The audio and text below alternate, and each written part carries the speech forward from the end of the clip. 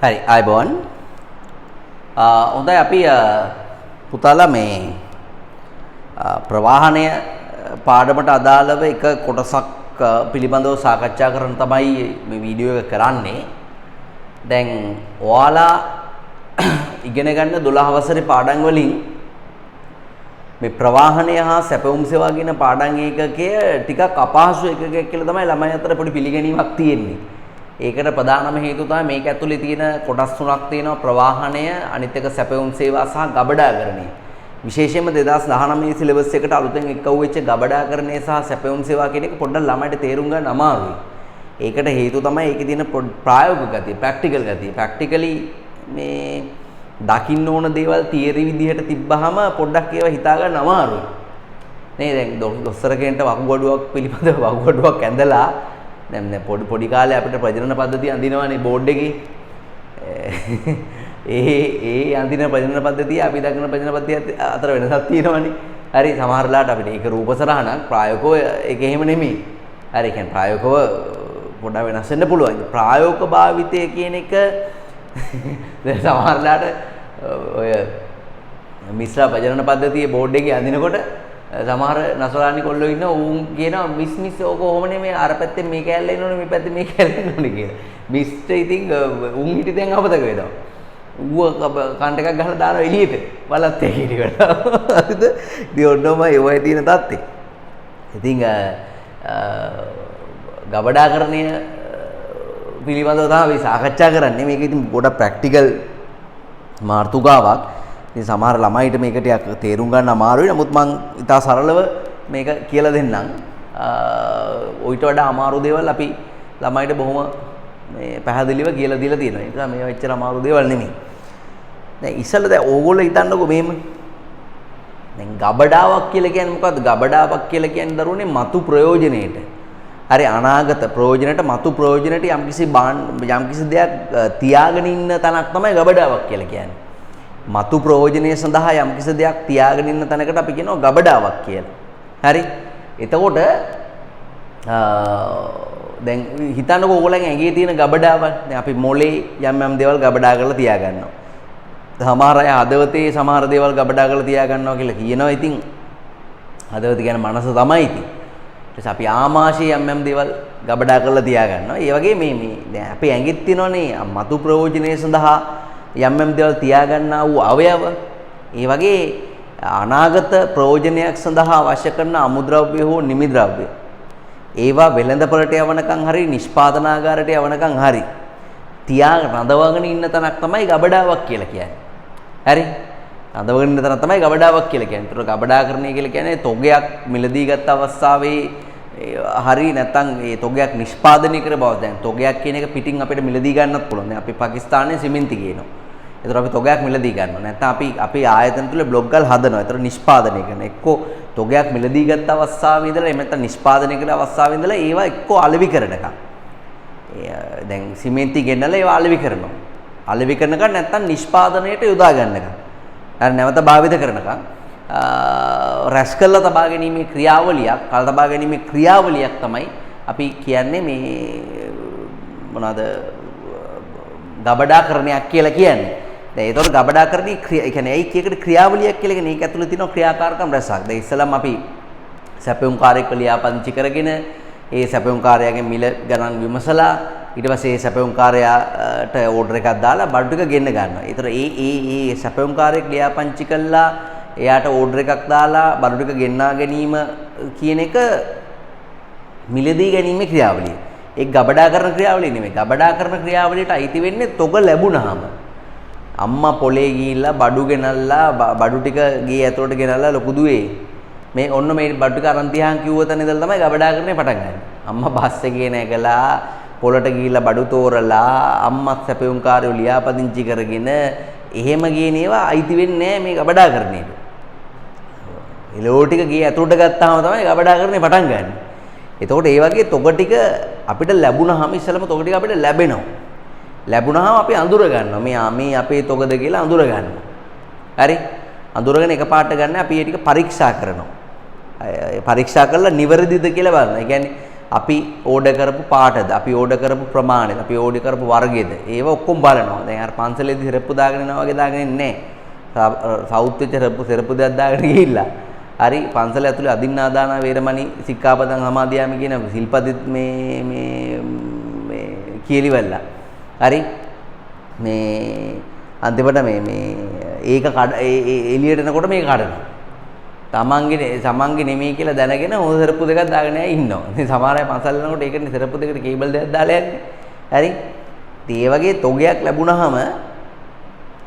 ලැබුණාම මේ ඒ තොගය ඉස්සලා නිවැරදිද කියලා ඉස්සලා තොගේ ලැබෙනවා. තොගේ අපේ කියලා හඳුනා ගන්නවා. ඊට පස්සේ ඒක පරීක්ෂා කරනවා. ඒක නිවැරදිද කියලා බලනවා. ඒ නිවැරදිද කියලා නිවැරදි නම් ගබඩාවට තුල් කරගෙන ක්‍රමානුකූලව ගබඩා කරගන්න. හරි? පසකින් තබනවා කියලා කියන්නේ ක්‍රමානුකූලව ගබඩා කරගන්නවා. ඉතින් එතකොට ඒ ක්‍රමානුකූලව ගබඩා කර ගැනීමේදී පාවිච්චි කරන්නා වූ ක්‍රම සහ විදි තියෙනවා. හරි තොගයක් ක්‍රමානුකූලව ගබඩා කර ගන්නකොට පාවිච්චි කරන ක්‍රම සහ විදි තියෙනවා. අන්න ඒක තමයි මේ පාඩේම අමාරුම කෑල්ල කියලා ගොඩක් අය කියන්නේ. ඒ කියන්නේ ගබඩා කරන ක්‍රම. හරි දැන් දරුවනේ ගබඩා කරන ක්‍රම මම ඔයාලට ඊටම සරලව ගබඩා කරන ක්‍රම ටිකක් කියලා දෙන්නම්. හරි භාණ්ඩයක් කිසියම් අමුද්‍රව්‍යයක් හෝ නිම්ද්‍රව්‍යයක් ගබඩා කරන්න පාවිච්චි කරන ක්‍රම. ලේසි මේ ඒ වලින් යමු ගොඩවල් ඇසරීම. ගොඩවල් ඇසරීම තියෙනවා. හරි ඊට පස්සේ තව තියෙනවා තට්ටු ඇසුරුම් ක්‍රමයේ තියෙනවා. මේවා නම් සමහරලාට පොඩ වෙනස් වෙනවා. නමුත් ඒවා ලොකු ඉෂුව එකක් නෙමෙයි. ඊට පස්සේ පසුපසට තල්ලු කළ හැකි රාක්ක තියෙනවා. හරි ඕවා ඉතින් එක එක පොත්වල තියෙන පසුපසට තල්ලු කළ හැකි රාමු සහිත රාක්ක ඒ වගේ තියෙනවා. ඊට පස්සේ චලනය කළ හැකි තට්ටු සහිත රාමු ඕව තියෙනවා. ඒක වර්ගවල ඒවා තියෙනවා. තව තියෙනවා ස්වයංක්‍රීය ඇසුරුම් ක්‍රමයේ තියෙනවා. ස්වයංක්‍රීය ඇසුරුම් ක්‍රමයේ තියෙනවා. ඒ වගේම තව තියෙනවා ළමයි තට්ටු අතර ඇති අමතර තට්ටු. හරි ගොඩවල් ඇසරීමේ ක්‍රමයේ තියෙනවා. තට්ටු ඇසුරුම් ක්‍රමයේ තියෙනවා. පසුපසට තල්ලු කළ හැකි රාක්ක ක්‍රමයේ තියෙනවා. චලනය කළ හැකි තට්ටු සහිත රාමු තියෙනවා. ස්වයංක්‍රීය ඇසුරුම් ක්‍රමයේ තියෙනවා. තට්ටු අතර ඇති අමතර තට්ටුව තියෙනවා. දැන් අපි මේ මොනවද මේ කතා කරන්නේ? අපි මොනවද දැන් අපිට මේ බලන්න ගබඩා කරන ක්‍රියාවලියේ භාණ්ඩ ලැබීම තියෙනවා. ඒ වගේම මේ භාණ්ඩ අපි හඳුනා ගැනීම කරනවා. අපේ කියලා හඳුනා ගැනීම කරනවා. ඊට පස්සේ ඒ හඳුනා ගැනීම කළා ඊට පස්සේ අපි පරීක්ෂා කිරීම කරනවා. ඒ වගේම නිවැරදිභාවය තහවුරු කරගන්නවා. ඒ වගේම පසකින් තැබීම කරනවා. මෙන්න මේ පසකින් තබන ක්‍රම තමයි අපි මේ කතා කරන්නේ. පසකින් තබන්න පාවිච්චි කරන ක්‍රම තමයි අපි කතා කරන්නේ. ගොඩවල් ඇසරීම කියන එක ඊටාම සරල ක්‍රමයක්. ගොඩවල් ඇසරීම ගොඩවල් කොච්චර දැන් ඔයගොල්ලන් පොලේ ගිහිලා තියෙනවා නම් පොලේ මහජන පොලේ එළවලු ගොඩවල් තියෙනවා. අල ගොඩවල්, ලූණු ගොඩවල් නේ. දැන් මේ අල ගොඩක් තියෙනවා, ලූණු ගොඩක් තියෙනවා, ගෝව ගොඩක් තියෙනවා, ලීස් ගොඩක් තියෙනවා, වම්බඩු ගොඩක් තියෙනවා, ගල් ගොඩක් තියෙනවා. ඒ ගල් ගොඩ තියෙන්නේ මේ පොලේ අර මොකක් හරි විල්ලින් එකක් හදාගන්න එක නාපු ගල් ගොඩ. ඒවත් එහෙම තමයි තියෙන්නේ. ගොඩවල්. ඒ ගල් ගොඩට එහා පැත්තෙන් ගොම ගොඩකුත් තියෙනවා. ඔක්කොම ගොඩවල් තියෙන්නේ. හරි ගොඩවල් ඇසරීමේ ක්‍රම. ඒ කියන්නේ ඒවා විශාල පරිමාණයෙන් ගන්නවා නම් ගොඩවල් විදිහට අසුල තියා ගන්න පුළුවන්. ගබඩාවක එහෙම දැන් උදාහරණ වැලි ගොඩවල්. හරි ගල් ගොඩවල්. එහෙම ගොඩවල් අසුරන ක්‍රම තියෙනවා. හරි ගඩොල් ගොඩවල්. හරි ඊටම පහසුයි ක්‍රමය. එහෙම නැත්නම් තව දෙනවා තට්ටු ඇසුරුම් ක්‍රමය. දැන් සුපිරි වෙනසලකට යන්නකෝ බලන්න. සුපිරි වෙනසක රාක්ක. හරි නැත්නම් අපි මේකට ඔයාලට තට්ටු කියන එක අමාරු නම් අපි දාමු මේකට රාක්ක කියලා. රාක්ක ඇසුරුම් ක්‍රමය. රැක්ස් ගහලා සුපිරි වෙනසලක හැමතැනම රාක්ක ගහලා ඒ රාක්ක වලට භාණ්ඩ පිළිවෙලකට ඒ කියන්නේ යම් කිසි ෆ්ලෝ එකක් ඇතුව ඒ කියන්නේ මේ එක පැත්තක කුළු බඩු අනිත් පැත්තේ සබන් වර්ග අනිත් පැත්තේ බිස්කට් වර්ග ඒ වගේ මේ කොටස් අහුල්ලා තියෙනවා. ඒතර ඒකට අපි කියනවා රාක්ක ඇසුරුම් ක්‍රමය කියලා කියනවා. ඊට තව එකක් තියෙනවා පුතා දැන් ඒවා ඊටම පහසුයි මේවා ඊටම පහසුයි. පහසුයි කියලා අපි අමාරුවකට යනවා. තව තියෙනවා තට්ටු අතර ඇති අමතර තට්ටුව කියලා එකක්. ඒ තට්ටු අතර ඇති අමතර තට්ටුව කියන එක ඊටාම විශේෂිතයි. මම අතරින්ම කැමති ක්‍රමයට. තට්ටු අතර ඇති අමතර තට්ටුව. දැන් අපිට දැන් අපේ ගෙදරක හරි අපේ කාමරයක හරි ඉඩමදී කියලා හිතන්නකෝ. දැන් ඔබට කාමරයක් තියෙනවා මේ ආකාරයට. අපි තුන් බෝඩිං හවුස් එකක් කියලා හිතන්නකෝ. බෝඩිං හවුස් එකේ කාමරයක් තියෙනවා මේ ආකාරයට. මේ කාමරේ වහලේ කියලා හිතන්න මේ වහලේ. හරි මේ පොළොව. එතකොට ලේසියිනේ. මේ අතර කාමරේ තියෙන්නේ. දැනට මේක ඇඳක් එහෙම දාලා මේසයක් එහෙම දාලා අල්මාරියක් එහෙම දාලා ඕම තියෙනවා. දැනට. එතකොට දැන් ඔයා හිතන්නකෝ දැන් මේ කාමරේට තව ඉඩක් ගන්න ඕනේ කියලා හිතන්නකෝ. තව ඉඩක් ගන්න පුළුවන් විදියක් තියෙනවා. මේකේ තව තට්ටුවක් ගන්න දෙහෙ.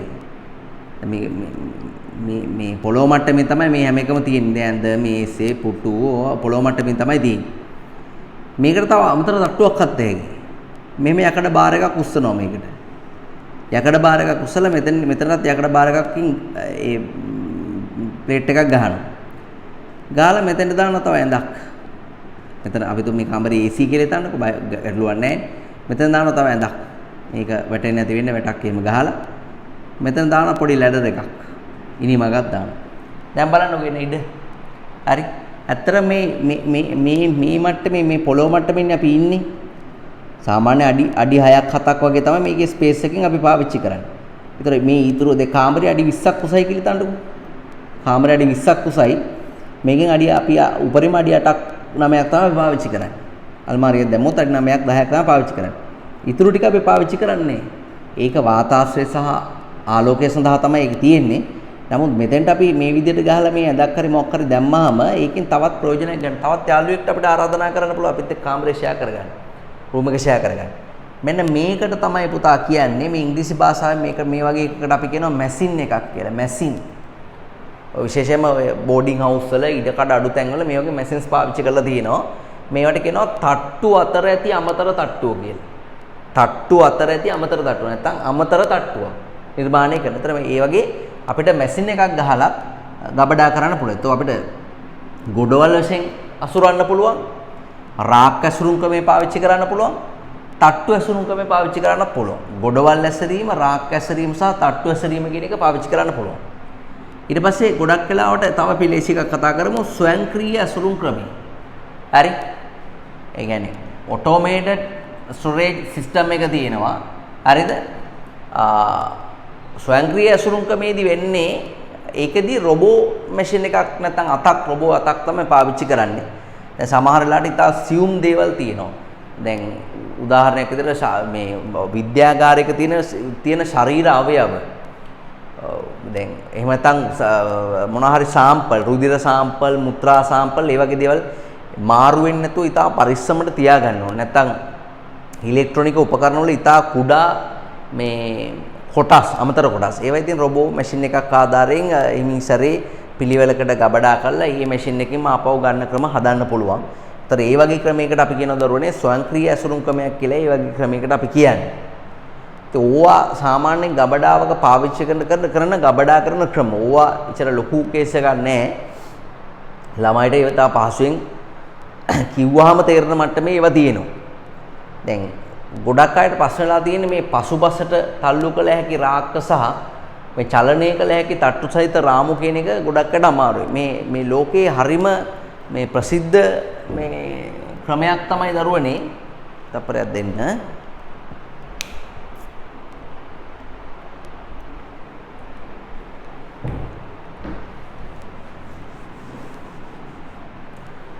ලෝකේ හරිම ප්‍රසිද්ධ ක්‍රමයක් තමයි මේ පුෂ්බැක් ට්‍රැක් කියන එක. පුෂ්බැක්. පුතාලාට වීඩියෝ එහෙම ඕන තරම් මේවා ඉන්ටර්නෙට් එකේ තියෙනවා ගහලා බලන්න පුෂ්බැක් ට්‍රැක් කියන එක. එතෙන්දි කරන්නේ මේ වගේ ඉස්සෙල්ලාම ලොකු ෆ්‍රේම් එකක් හදා ගන්නවා. හරි? යකඩ වලින් මේ වගේ ෆ්‍රේම් එකක් හදා ගන්නවා. මේවා මෙහෙම තට්ටු ගහලා තියෙනවා මේ බාණ්ඩ අසුරන්න. ඔබ දන්නවා මේ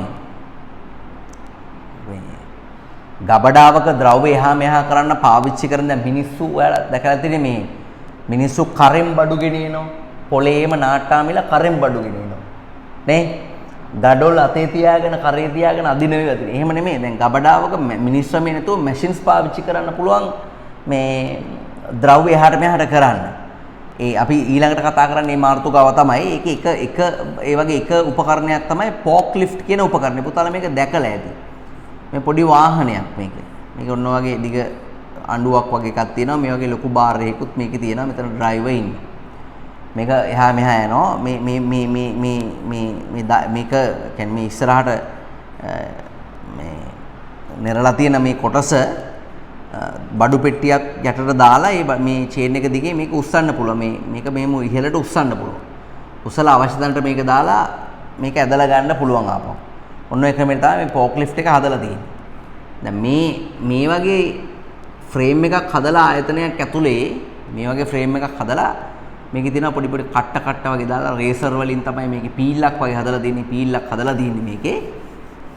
බඩු පෙට්ටියක් අරගෙන ෆෝක් ලිෆ්ට් එකකින් බඩු පෙට්ටියක් අරගෙන මේකට දානවා. හරි. දාලා ඒක මේ කෙරවලට තල්ලු කරනවා. මේ කෙරවලට තල්ලු කරනවා. ඊළඟ බඩු පෙට්ටිය මෙතෙන්ට දානවා. ඊළඟ බඩු පෙට්ටිය මෙතෙන්ට දානවා. ඔහොම පුරවනවා. ඊට පස්සේ මේකටත් යනවා ඊළඟ බඩු පෙට්ටිය ඔහොම දානවා. හරි. මේ මුළු ෆ්‍රේම් එකම මේ විදිහට පුරවනවා. හරි. මේ විදිහට පුරවනවා. ඇයි මේකට තර පුෂ් බෑක් කියලා කියන්නේ? පුෂ් බෑක් කියලා කියන්නේ මේක. දැන් අපි තෝරන දැන් බඩු ටික දැන් පුරවලා තියෙන්නේ. දැන් මේකෙන් භාණ්ඩයක් මේකෙන් යම්කිසි තොගයක් ආපහු ගන්න ඕනේ කියලා හිතන්නකෝ.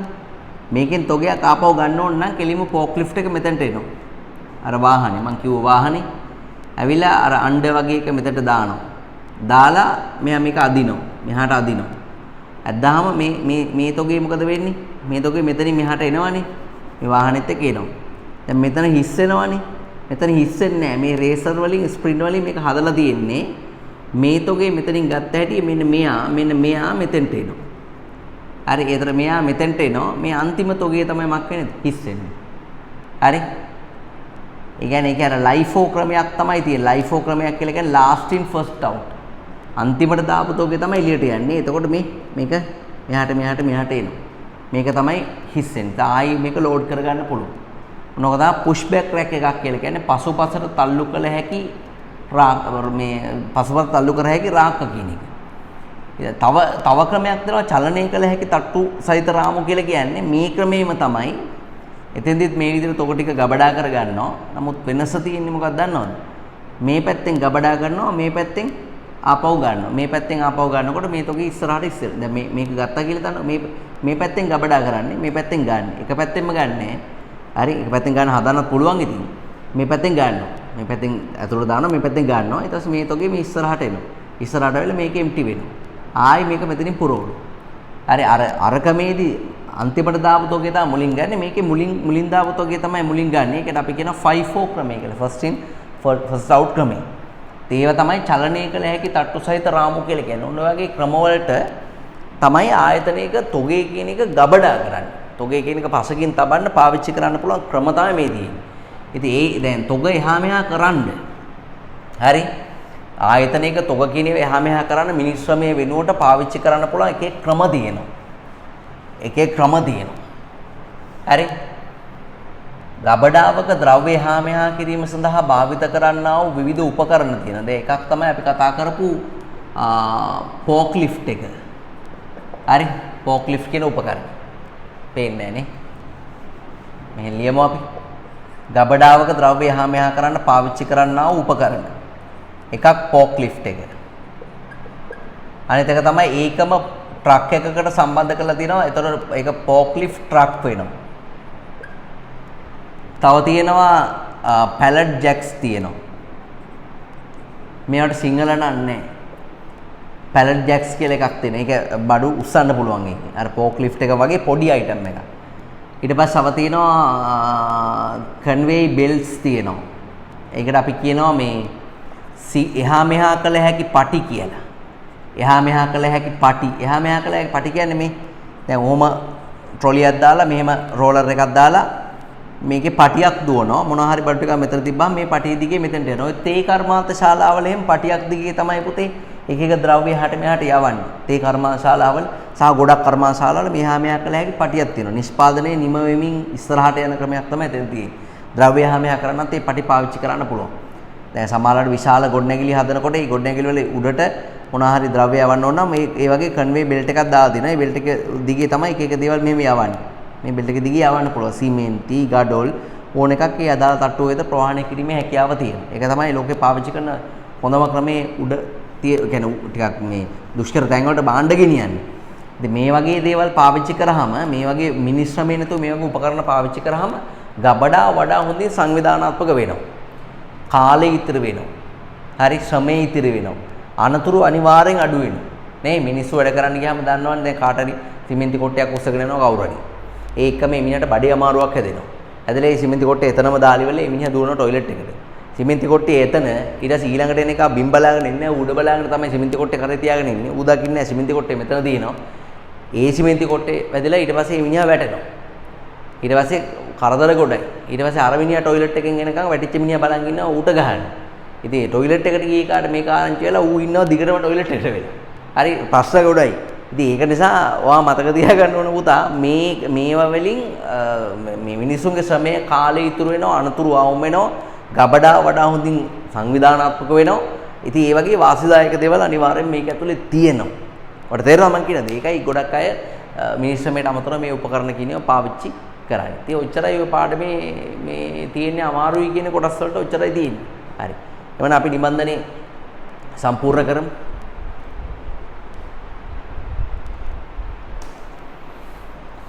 නිබන්ධනය සම්පූර්ණ කරමු.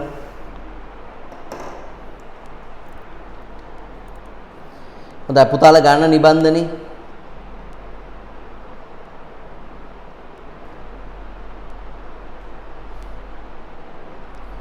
ඔයාලා පෙළන්න පිටු අංක 18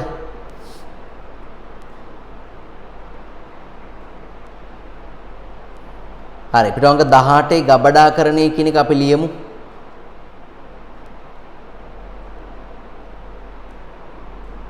ගබඩාකරණය කියන එක ලියමු. මෙහෙම ලියන්න. තොගයක් මිලදීගත් අවස්ථාවේ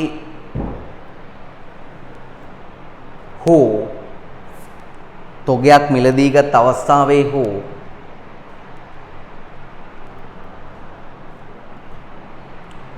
තොගයක් මිලදීගත් අවස්ථාවේ හෝ නිෂ්පාදනය කළ අවස්ථාවේ සිට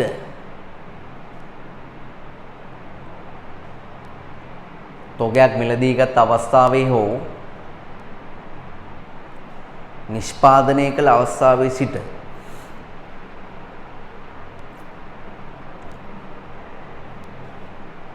ඒවා අලෙවි කරන තෙක් හෝ ඒවා අලෙවි කරන තෙක් හෝ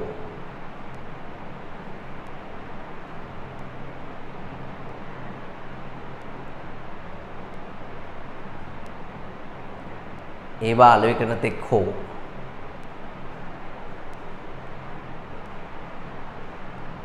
භාවිතයට ගන්නා තෙක් ඒවා අලෙවි කරන තෙක් හෝ භාවිතයට ගන්නා තෙක්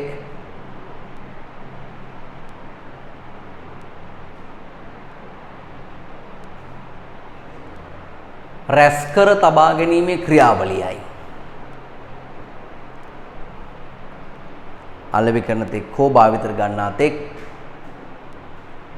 රැස්කර තබා ගැනීමේ ක්‍රියාවලියයි.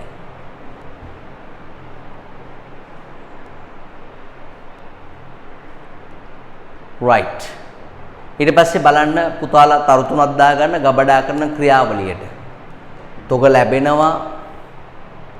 ඊට පස්සේ තොග හඳුනා ගන්නවා. නිවැරදිද කියලා බලනවා නේද? නිවැරදිද කියලා බලනවා. ගුණත්වයේම තහවුරු කරගන්නවා. ඊට පස්සේ පසකින් තැබීමේ ක්‍රියාවලිය තමයි ඊළඟට තියෙන්නේ.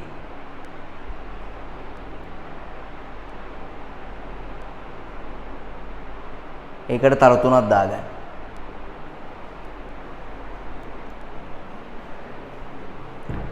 ඒකට තර තුනක් දාගන්න.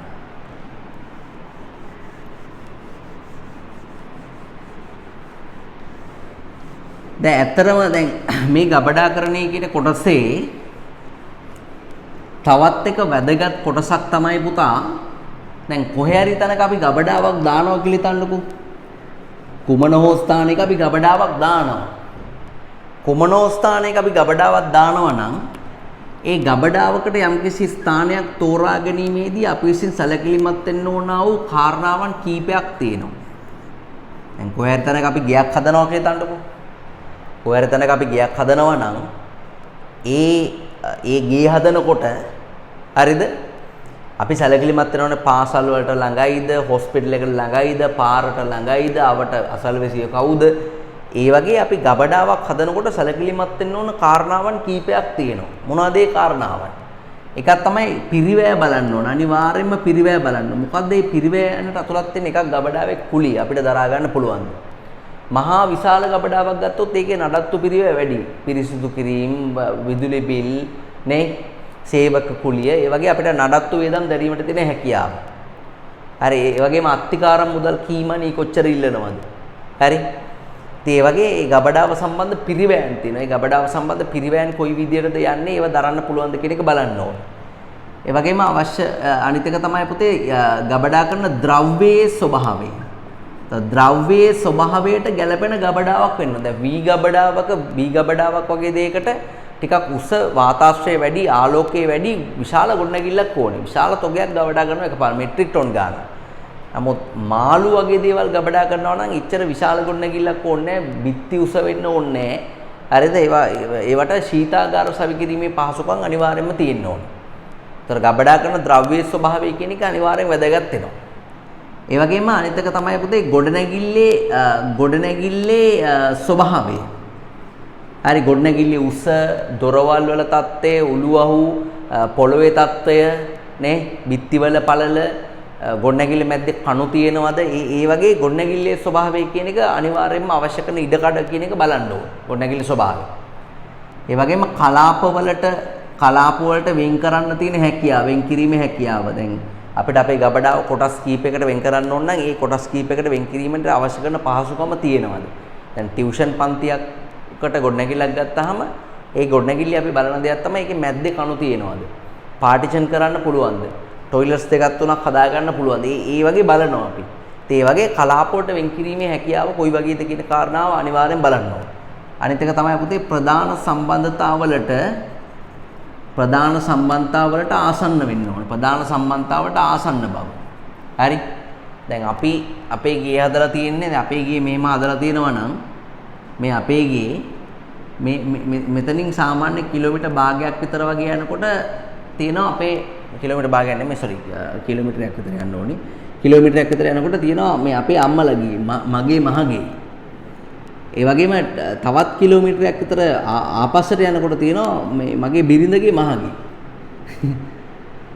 මගේ බිරිඳ රස්සාවට යන්නේ මේ පැත්තට, මම රැකියාවට යන්නේ මේ පැත්තට.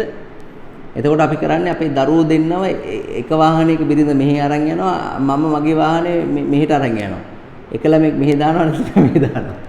හරි, හවසට එනකොට එක්කෙනෙක් එක ළමෙක් අරන් එනවා, අනිත් එක්කෙනා ළමයා අරන් එනවා. හරි, හවසට තමයි අපි ආපහු මේ ගෙදරට එකතු වෙන්නේ. ඉතින් අපේ ගෙදරට හොරුවේමත් පයින්ව හිටපු ගමන්. හරිද? ඒ ගෙදර කවුරුත් නැහැ. ඉතින් වටනා කියන බඩු මුට්ටු මුකුත් තියාගන්නේ.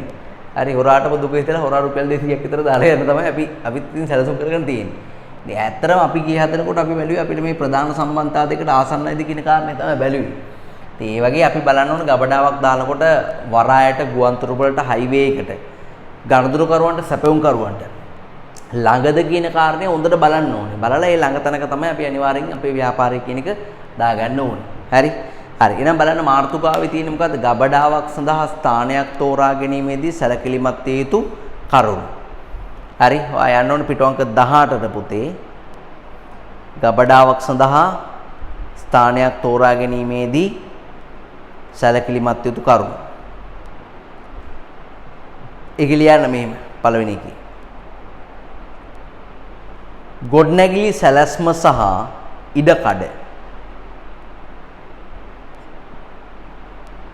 ගොඩනැගිලි සැලැස්ම සහ ඉඩකඩ.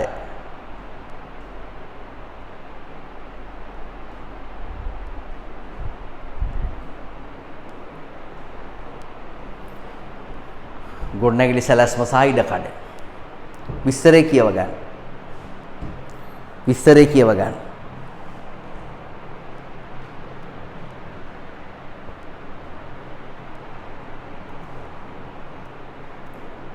හරිද? ඊට පස්සේ දෙවෙනි එකට යන්න, දෙවෙනි එකේ ලියන්න ද්‍රව්‍ය භාවිතයේ වේගවත් බව සහ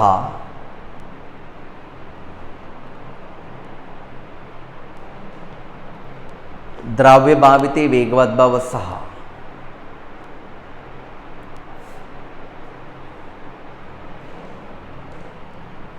කලාප වලට වෙන් කිරීමේ අවශ්‍යතාවය.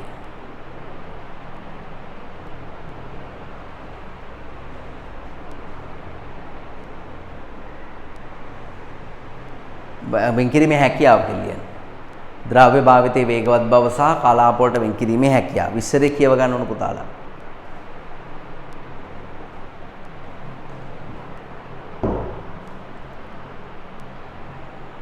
ඊළඟට ප්‍රධාන සම්බන්ධතාවලට ආසන්න බව.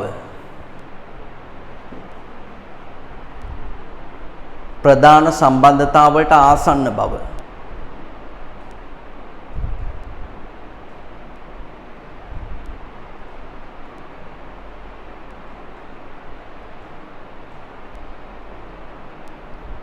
ප්‍රධාන සම්බන්ධතාවලට ආසන්න බව.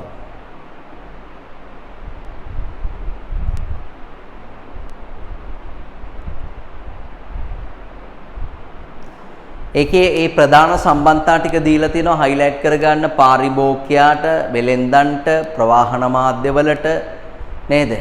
සැපයුම් කරුවන්ට ඒවා තමයි ප්‍රධාන සම්බන්ධතා කියලා කියන්නේ.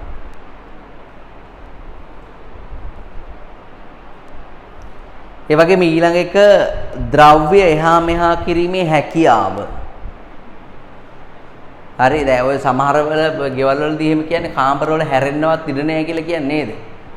කලිසම ඇඳලා මේ ඇඳහම ඉනින් උඩ විතරයි පේන්නේ කණ්ණාඩියට. ඒ කාමරේ ඉඳ නැහැ ඉනින් පල්ලෙහා බලන්න. කලිසම ඇඳපු කලිසම ගලවන්න ඇඳ උඩට නගින්න ඕනේ. නැත්තම් ඒක කරන්න බෑ. හරි. ද්‍රව්‍ය හා මෙහා කිරීමේ හැකියාව. ඊට පස්සේ ඊළඟ එකට යමු ඉස්සරේ ඕලා කියව ගන්න ඕනේ. හරි. ඊට පස්සේ ඊළඟ එක ගබඩා කරන ද්‍රව්‍යයේ ස්වභාවය.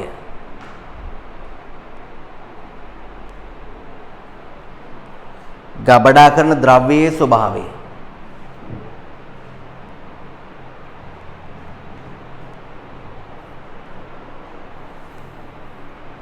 ගබඩා කරන ද්‍රව්‍යයේ ස්වභාවය.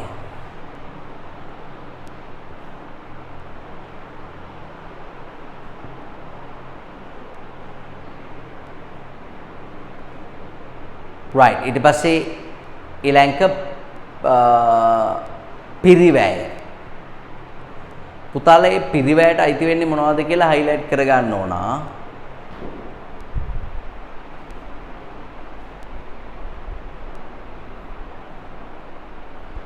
ඔය ගබඩා කුලිය, රක්ෂණ ගාස්තු, විදුලිය වියදම්,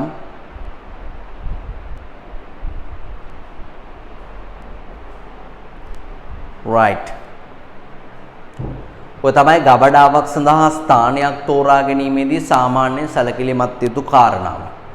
හරි ඊට පස්සේ අපි යමු ගබඩාවක ද්‍රව්‍ය ගබඩා කරන ආකාර විකල්ප ආකාර වලට යමු. ගබඩාවක ද්‍රව්‍ය ගබඩා කරන විකල්ප ආකාර. හරි right ඒකේ පළවෙනි එක ලියන්නේ විකල්ප ආකාර වලට පළවෙනි එක ලියන්නේ පුතා රාක් ඇස්රූම් ක්‍රමය. රාක්කවල අසුරනවා. හරිම සරල ක්‍රමයක්. උදාහරණයක් තමයි සුපිරි වෙළඳසලක් උදාහරණයක්. රාක් ඇස්රූම් ක්‍රමය.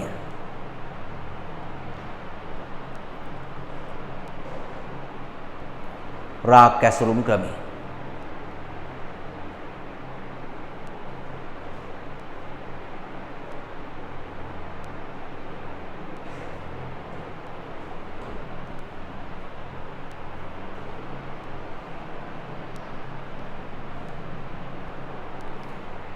ඒ වගේම ඊළඟ ගොඩවල් ඇසිරීමේ ක්‍රමය.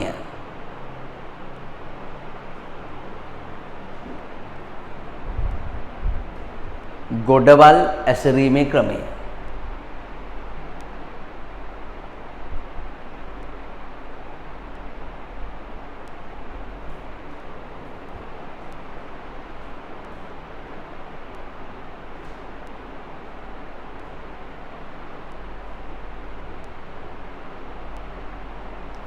ගොඩවල් ඇසිරීමේ ක්‍රමය.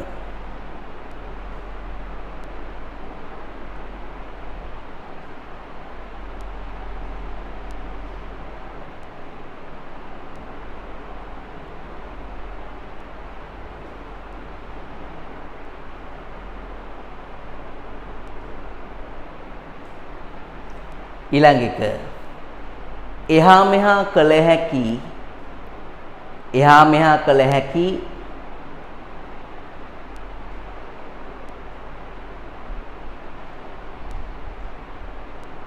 එහා මෙහා කළ හැකි තට්ටු සහිත රාමු එහා මෙහා කළ හැකි තට්ටු සහිත රාමු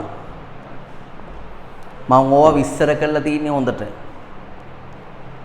විස්තරේ බලන්න එහා මෙහා කළ හැකි තට්ටු සහිත රාමු ඔය වීඩියෝස් අනිවාර්යෙන් ඔය ඉංග්‍රීසි වචන Google එකේ ගහලා බැලුවොත් ඔයාට YouTube එකේ බලන්න පුළුවන් අපි පෙන්නන්න දෙයක් නැහැ ළමයි දැනගන්න ඕනේ සර්ච් කරලා ඒවා කොයි වගේද තියෙන්නේ කියලා ප්‍රැක්ටිකලි ඇහැට දාගන්න ආයි කර්මාන්ත ශාලාවල ෆැක්ටරි විසිට් එකක් යන්න දෙයක් නැහැ මේක ප්‍රැක්ටිකලි තියෙන විදිය ඉන්ටර්නෙට් එකේ බලන්න පුළුවන් හරි ඊට පස්සේ ඊළඟ පුෂ් බෑක් රැක් කියන එක පසුපසට තල්ලු කළ හැකි රාක්ක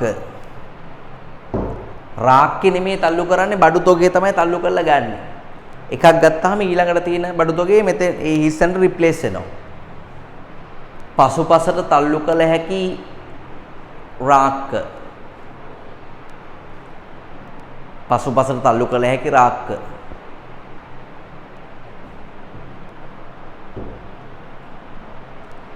ඊළඟ තට්ටු දෙකක් අතර ඇති අමතර තට්ටුව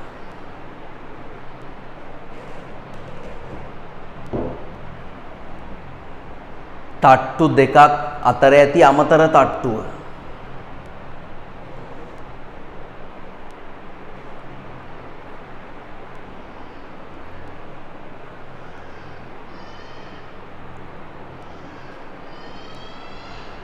තට්ටු දෙකක් අතර ඇති අමතර තට්ටුව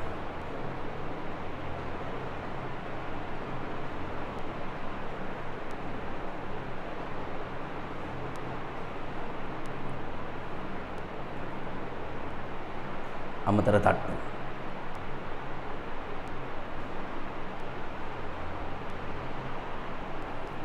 right ඊළඟ ස්වයංක්‍රීය ඇසුරුම් ක්‍රමය ගොඩක් වෙලාවට පරිගණක යන්ත්‍ර සහ රොබෝ යන්ත්‍ර පාවිච්චි කරලා තමයි මේ ක්‍රමයට අසුරන්නේ ස්වයංක්‍රීය ඇසුරුම් ක්‍රමය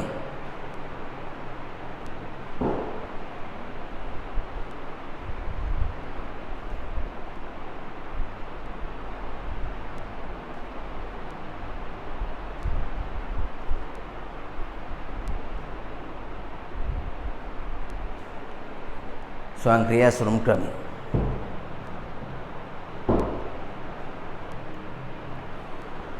right හරිද හරි එහෙනම් හොඳයි එහෙමනම් දරුවනේ අපි ඊළඟ කොටස් වලට අපි යමු එහෙනම් ඊළඟ එකේ තියෙන්නේ ගබඩාවක ද්‍රව්‍ය එහා මෙහා කරන්න පාවිච්චි කරන්න පුළුවන් උපකරණ නම් කරන්න කියලා කියන්නේ හරි ඒ උපකරණ අපි ලියමු සිංහලෙන් හරි ඉංග්‍රීසියෙන් හරි ලියන්න එකක් තමයි fork lift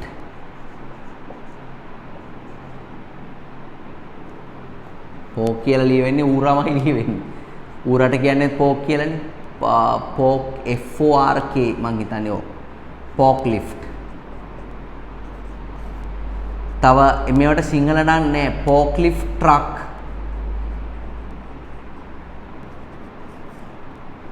ඊට පස්සේ pallet jacks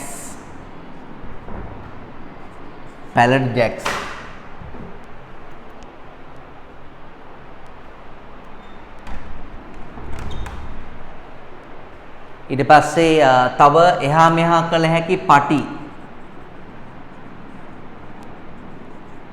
එහා මෙහා කළ හැකි පටි දැන් අපේ අර ඉස්කෝලේ බෑග් එක ස්කූල් බෑග් එක සීරු මාළු කළ හැකි පටියක්. දැන් අපි මෙතන දාලා මේ පටිය පොඩ්ඩක් එහාට මෙහාට ඇඩ්ජස්ට් කරනවා. ඒතර බෑග් එක පල්ලෙහාට උඩට ඒ වගේ මේ පටි තියෙනවා සමහර පටි තියෙනවා. එම්ම මේම දෙපැත්තෙන් දාලා ඇඩ්ජස්ට්මන්ට්ස් තියෙනවා. ඇඩ්ජස්ට් කරලා ඒ මොන හරි දෙයක් උස්සන්න හෝ පාත් කරන්න පාවිච්චි කරන්න පුළුවන්.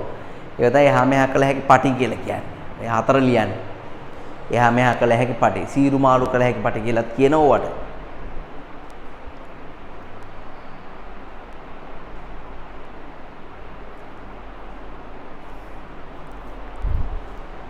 right ඊට පස්සේ අහනවා එවැනි උපකරණ භාවිත කිරීමෙන් අත්වන ප්‍රතිලාභ හතරක් පැහැදිලි කරන්න කියලා. අපි ලියමු ප්‍රතිලාභ හතරක්.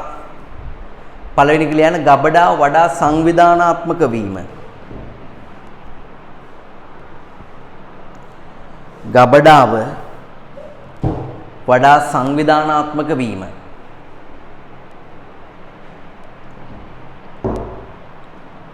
ගබඩාව වඩා සංවිධානාත්මක වීම.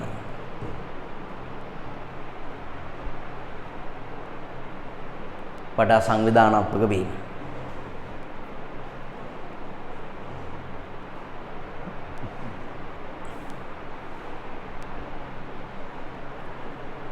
ඊට පස්සේ ඊළඟ එක අංක 2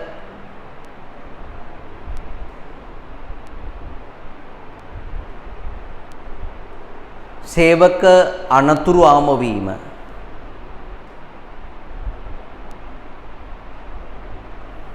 සේවක අනතුරු ආම වීම.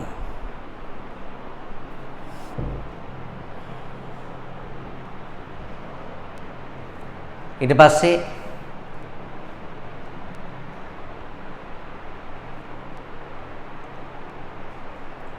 යෙදවිය යුතු කාලය සහ ආයාසය. ඒ කියන්නේ දෙයක් එහා මෙහා කරන්න යොදන්න ඕන ආයාසයක් තියෙනවනේ. යෙදවිය යුතු කාලය සහ ආයාසය අඩුවීම.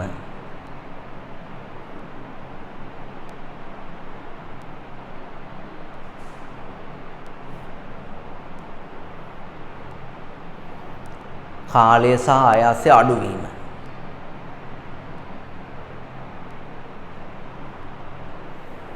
right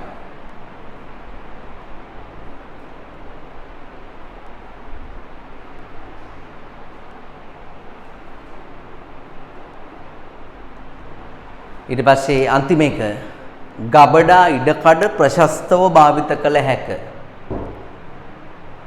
ගබඩා ඉඩකඩ ප්‍රශස්තව භාවිත කළ හැක. ගබඩා ඉඩකඩ ප්‍රශස්තව භාවිත කළ හැක.